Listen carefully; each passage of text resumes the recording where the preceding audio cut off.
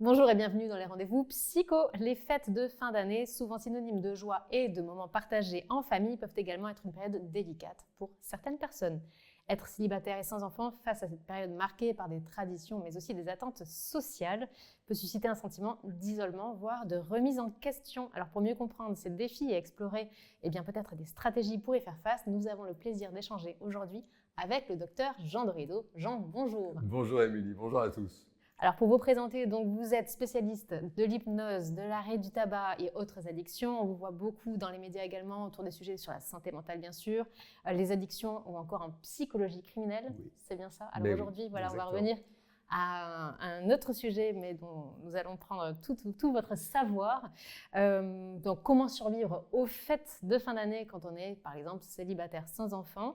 Quels sont notamment les défis psychologiques les plus courants rencontrés par les personnes célibataires et sans enfants pendant cette période?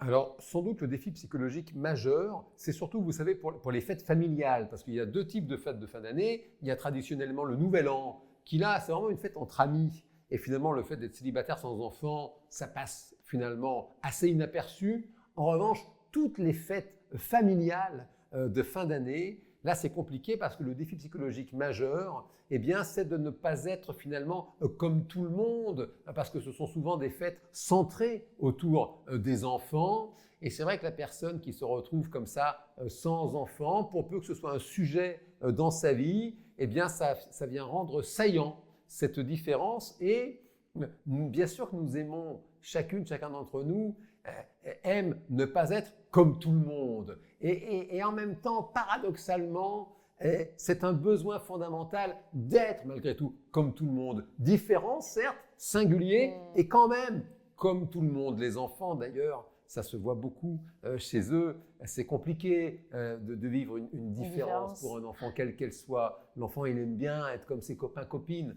Et donc, là, ça vient rendre saillant cette différence. Et si c'est un sujet pour la personne, si elle y pense, si elle se questionne, ça peut parfois être un peu douloureux. Ok. Alors, comment on gère ces attentes sociales, justement ? Alors ça, c'est assez délicat. Comment gérer ? Le premier point, c'est de réussir à se protéger de toutes les injonctions. Il y a des personnes qui, en plus, parfois, sous des airs comme ça bienveillants, alors, oui. Et toi, t'en es où ? Quand est-ce que tu nous présentes enfin quelqu'un, quand même, une belle avec personne la bienveillance comme du toi monde, ouais. Donc, réussir à se protéger, et le meilleur moyen, toujours pareil, c'est de se préparer. Quitte à préparer en amont de petites phrases un peu toutes faites, savoir zapper, l'art du zapping aussi, passer à autre chose. Ouais, et toi, dis-moi, tiens, c'est super, là, c'est nouveau. Là, quelque chose qui coupe court tout de suite. Qui passe. On passe à autre chose, quoi. Alors, si vraiment la personne insiste, bon, voilà, vous avez compris qu'il vaut mieux aller voir quelqu'un d'autre, changer de tablé. Oui, l'art du zapping, c'est bien. C'est bien. Si vous êtes avec une personne quand même qui a un peu de tact, et un peu quand même d'intelligence relationnelle, elle comprend que voilà, elle n'avait pas tellement envie d'en parler, quoi. Mais si on est sur quelqu'un de plus lourd, même si on l'aime beaucoup parce qu'il fait partie de sa propre famille, c'est compliqué. Mais comment justement rester positif ? Est-ce qu'on peut essayer de déjouer ça ? C'est vraiment, merci de me challenger, Émilie. C'est compliqué, une personne lourde, par définition. Une personne qui n'a pas de tact, qui n'a pas d'intelligence relationnelle, qui n'a pas l'élégance de comprendre que vous préférez parler d'autre chose, c'est quand même compliqué. Là, vraiment, se préparer, des réponses toutes faites, et après, l'essentiel, c'est de vous respecter. Donc, selon votre style à vous, parce que là, vraiment, tout existe. Il y a des personnes qui vont être à l'aise dans la provocation. Voilà, et toi, quand tu se présentes quelqu'un, écoute, en ce moment, j'ai 5 personnes, tu comprends, à te présenter, donc je vais voir, je vais faire le tri. Bon, mais ça, il faut le sentir, vous voyez. Il y a des personnes, ce n'est pas du tout leur genre. Et peut-être, vous serez plus à l'aise, il faut dire, écoute, tu sais, voilà, c'est pas facile pour moi comme situation, je préfère parler d'autre chose, vous voyez. Maintenant, une personne lourde, rien ne marche. Je préfère parler d'autre chose. Ah, mais quand même, allez, vas-y, dis-moi. Donc, si vous voulez, on revient toujours, vous posez une question qui concerne les relations, les interactions, en l'occurrence dans les fêtes de fin d'année, et on revient toujours à ce principe de réalité. Pour que ça se passe bien, il faut être deux, quoi. Si l'autre personne ne comprend pas vos messages, même les plus clairs qui soient, c'est quand même difficile. Ok. Et comment peut-on faire, du coup, justement, pour transformer cette période difficile en opportunité de développement personnel, par exemple, de bien-être? Ah ben alors là, encore une fois, comment faire si on essaye de faire en 3 points, le premier point, c'est de vous respecter. Par conséquent, ça veut dire accepter. Il y a des personnes, par exemple, qui n'aiment pas Noël. Il n'y a pas de honte à ne pas aimer, et c'est pas si rare de ne pas aimer la fête de Noël. Il n'y a pas de honte à avoir. Donc, respectez-vous. Le deuxième point, après avoir accepté, c'est de vous autoriser à envisager peut-être d'autres choses qui vous feraient davantage plaisir. Et du coup, le troisième point, eh bien, c'est de mettre en œuvre précisément la meilleure façon pour vous de vivre ces fêtes de fin d'année. Vous savez, il y a cette injonction, je trouve intéressante, fais de ton mieux sans te faire mal. Et je trouve ça intéressant, les fêtes de fin d'année. Il y a des personnes, bien sûr, qui veulent faire un peu plaisir à tout le monde, de la famille, parfois des personnes dans le grand âge.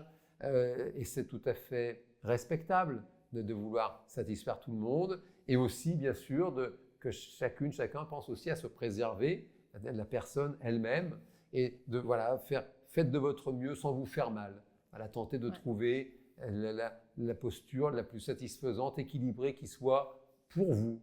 Pardon, ce sont un peu des tartes à la crème, maintenant c'est un fait, vous avez le droit aussi de penser à vous.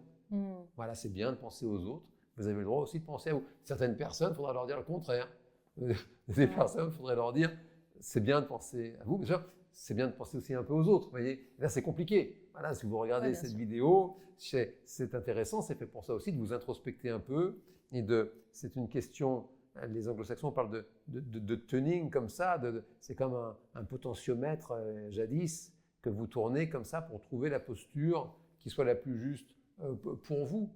Et puis après, il faut tout pour faire un monde. Il y a toujours des personnes qui sont davantage centrées sur les autres, peut-être un peu trop à leur dépens. Et puis on sait qu'il y a des personnes, c'est le contraire, elles vont être un peu trop centrées sur elles et peut-être pas suffisamment sur les autres. Bon, c'est la diversité sensationnelle de ce vaste monde. C'est ça, être indulgent du coup avec notre interlocuteur, parce que c'est vrai que la personne ne sait pas ce qu'on a vécu forcément. Peut-être que on est célibataire, mais que la période avant a été compliquée et que du coup on se sent mieux célibataire.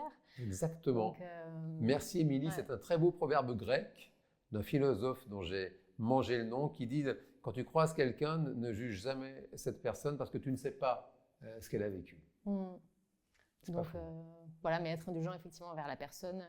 Et si on devait peut-être se donner une ou deux phrases à réfléchir, de réponses qui puissent couper court à tonton grognon à table. Ça dépend sur quel sujet. Alors tu ne présentes pas quelqu'un ou vous me posez une colle, Émilie, elle n'était pas prévue. Des phrases pour couper court. Alors pour le coup, encore une fois, en respectant votre style, d'aller dans le teasing, à ce moment-là, dans le sens, écoute, si, bientôt. Voilà, ça va. C'est ce que la personne sans doute attend. Écoute, bientôt. Écoute, je peux rien te dire de plus. Voilà. Mais après, il faut vous préparer. Mais alors, est-ce que je la connais, la personne? Comment elle est? Bon. Donc, il faut le sentir. Hein. Si ça vous amuse d'en faire un jeu, c'est super. Si ça vous fatigue et que c'est douloureux, attention que ça n'aille pas non plus après vous énerver de trop, vous voyez. Donc, le tonton relou, proposez-lui un verre à boire. Ça marche à tous les coups. Et tonton, regarde, tu ne veux pas qu'on fasse un petit verre, là, ça a l'air bon. Avec modération, genre. Toujours avec modération pour vous, pour le tonton. On fait diversion. C'est un grand garçon, il fera avec le tonton. Ok, donc on fait diversion. Merci beaucoup. Donc les fêtes de fin d'année ne sont pas une course au tout parfait, et puis on est comme on est dans la situation dans laquelle on est. Donc en mode couple ou famille nombreuse. Et l'essentiel, donc, c'est de créer, vous l'avez dit, une propre définition de ces moments. Donc il faut se faire confiance. Oui, oui. La confiance, les personnes vont dire, j'ai pas confiance en moi. Donc c'est vraiment de vous accepter tel que vous êtes et de vous autoriser. De vous autoriser peut-être cette différence de sensibilité, de tempérament, différence de goût. Il y a des personnes qui vont dire, j'adore Noël, j'adore les fêtes. Ok, très bien. Et juste de vous autoriser, vous souvenir, vous avez le droit. Pas besoin de vous faire confiance pour ça. Juste d'accepter la personne que vous êtes, de vous autoriser cette différence, et ensuite, une fois que vous êtes autorisé, de vous amuser à mettre en œuvre cette différence. Vous pouvez jouer même dans un cahier à écrire pour vous votre fête de fin d'année idéale. À quoi est-ce que ça ressemble? Ouais. Et si finalement on prenait un billet, on partait en voyage, pourquoi pas? un marathon de série à la télé. Ouais, un marathon, ou même un marathon tout court. Ou un marathon tout court. Il y a plein de corridas, il y a plein de 10 km, il y a plein de courses à pied pour les fêtes de fin d'année. Ça... Ouais. Non mais vraiment, c'est vrai. Et puis, oui, si, c'est vrai. Et puis, c'est pas interdit. Voilà. C'est pas interdit. Et puis, si pareil, si ça vous parle, si c'est en phase avec la personne que vous êtes, ça peut être aussi l'occasion de redonner précisément du sens. Il y a souvent un aspect spirituel dans ces fêtes familiales de fin d'année. Les chrétiens fêtent Noël, les juifs fêtent Hanouka, ça tombe généralement au mois de décembre. Et donc, si vous voulez, ça peut être aussi l'occasion d'aller questionner si ça vous parle. Si vous êtes dans un milieu peut-être un peu religieux, un peu croyant, ça peut être aussi l'occasion de vous introspecter pour redonner du sens, ou pas, justement, à cette fête, pour vous autoriser à vous positionner, justement, à la distance qui vous semble juste de tout ça. Ça peut être une belle occasion de le faire.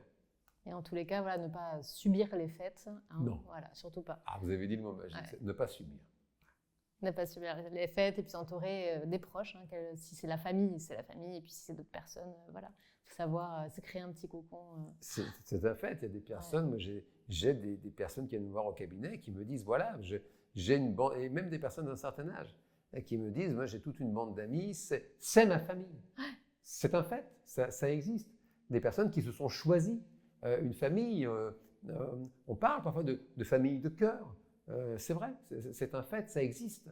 Et typiquement, voilà, les personnes, elles sont heureuses ensemble parce qu'elles se sont choisies. Voilà, c'est tellement, on l'entend tellement et c'est tellement vrai. On choisit ses amis, on choisit pas sa famille, quoi. Donc, on pourrait en parler des heures. La famille, c'est un très très vaste sujet. Donc, de vous respecter, voilà, de vous protéger et de faire de votre mieux sans vous faire mal. Très bien, merci beaucoup. Donc, il vaut mieux être seul avec soi-même que mal accompagné autour d'une dinde trop cuite, toujours. Toujours trop cuite, la dinde. Ah oui, ça arrive. Et donc, le plus beau cadeau que l'on puisse se faire, donc, c'est de se sentir bien, peu importe la saison finalement. Ouais, exactement. Et si au contraire on rencontre des difficultés avec tous ces sentiments, ces émotions que suscitent ces fêtes, il ne faut pas hésiter à les consulter. Aussi, voilà, bien sûr. Tout au long de l'année également, on n'hésite pas, ça fait toujours du bien. Les dépressions liées aux fêtes de fin d'année, hein, c'est très très fréquent. Oui, ça fait du bien, ça fait toujours du bien d'aller voir un professionnel ou une professionnelle, bien sûr, bien sûr. Voilà, et bien sûr, toutes les informations pour rejoindre Jean dans le descriptif de cette vidéo. Eh bien, merci beaucoup Jean. Merci Émilie. Et merci à toutes et à tous de nous avoir suivis. À très bientôt.